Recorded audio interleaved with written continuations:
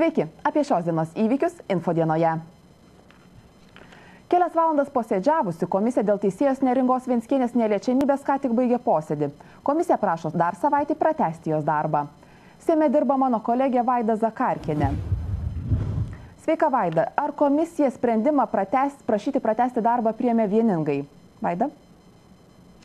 Labas vakaras, Jurgita. Iš tiesų komisija posėdžiavo 3,5 valandos, komisijos posėdis baigėsi vos prieš kelias minutės.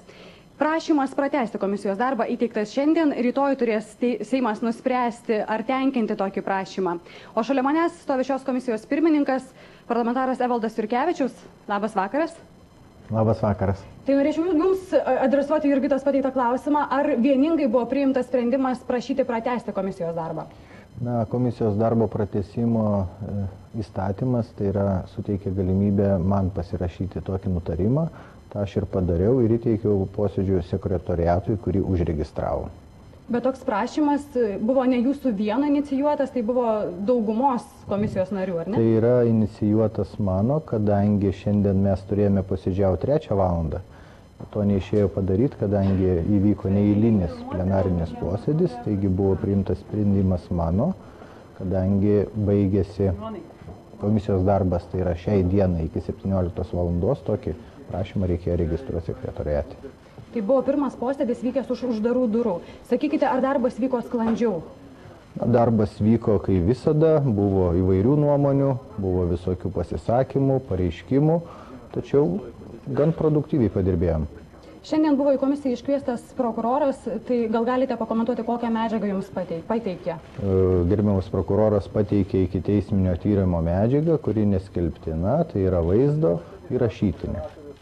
Bet tai buvo naudinga komisija, ar ne, informacija? Taip, tai buvo naudinga mano manimu, kad susidarytų objektyvę nuomonę būtent dėl šitos komisijos veiklos, tai yra dėl teisėjos Neringos Venckienės neliečiamybės naikinimo arba ne.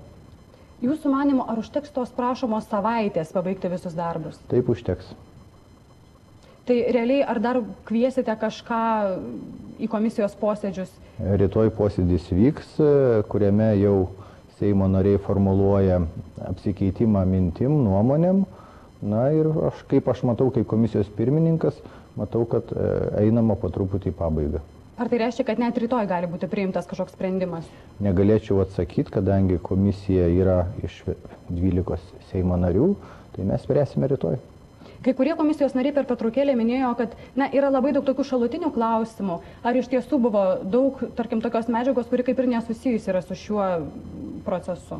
Buvo ir tokių klausimų. Seimo nariai yra išrinkti tautos, jiem kyla daug klausimų, gal juos pakonsultuoja, gal juos įtakoja, aš negaliu už juos kalbėti, tačiau visko buvo. Dėkoju Jums. Dėkoju. Jurgita?